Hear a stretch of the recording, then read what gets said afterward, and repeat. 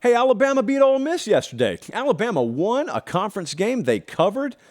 Now here's the question. In this 24-10 win, did we see the ignition switch turn?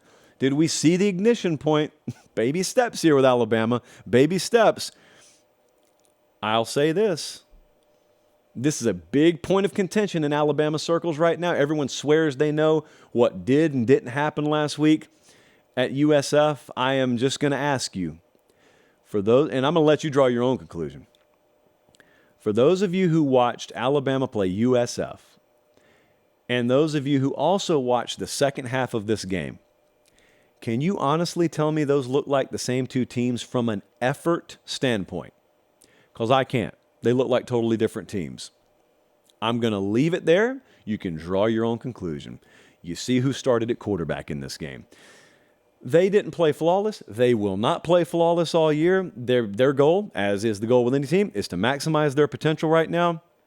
And I'm up in the Notre Dame press box yesterday, and they look horrific offensively in the first half.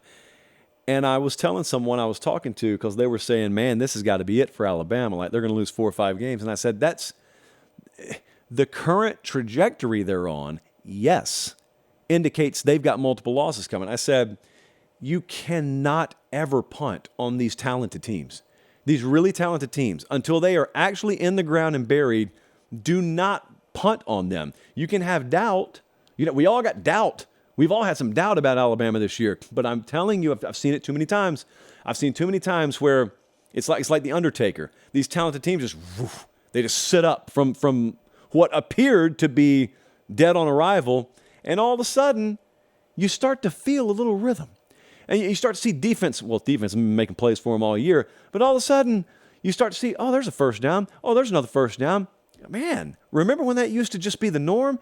And then you get a little flow, you get a little mojo about yourself, and all of a sudden you're texting your buddy saying, dude, this looks like a different team the second half of this game.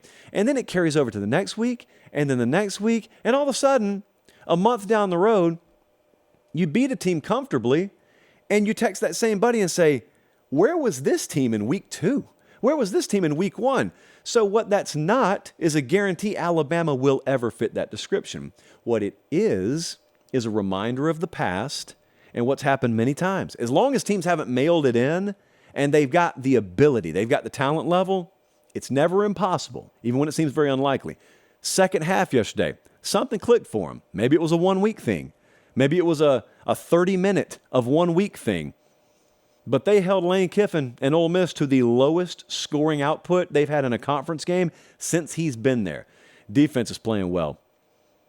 Dallas Turner looks like he's playing at about as high a level as any defender they've had in quite a while. That includes 31 last year.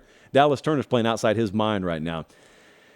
So I got a statement that I think we've all said or thought, and it sounds something like this.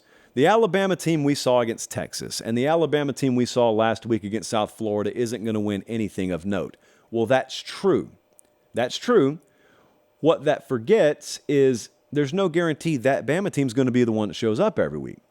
Same with Ohio State. The Ohio State team we saw against Indiana wouldn't what? They wouldn't have beaten Notre Dame last night, right? Well, luckily, a different Ohio State showed up.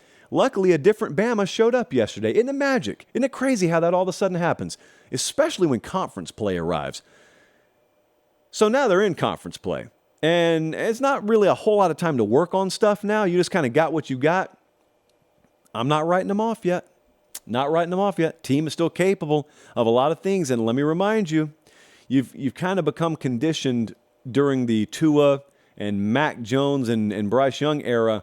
You kind of become conditioned to think, well, they're not really capable of anything unless they're scoring 40 a game. Well, that's because defense has been off standard the last few years for them too.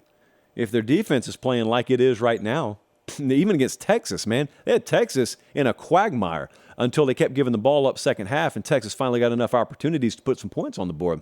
If their defense keeps playing like this, they don't need 40 a game.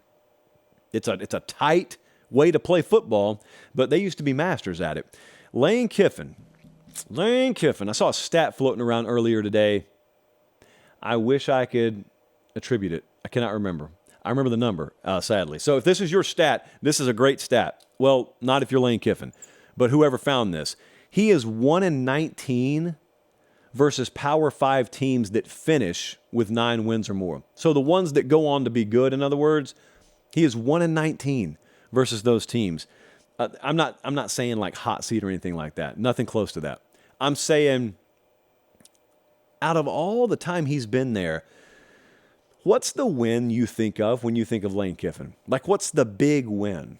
Because I don't think he has it. I don't think he has that career-defining, like, landmark win at Ole Miss, unless I'm just plainly forgetting one. I don't really think he has it. That doesn't mean it's not going to happen later this year. He just doesn't have it yet.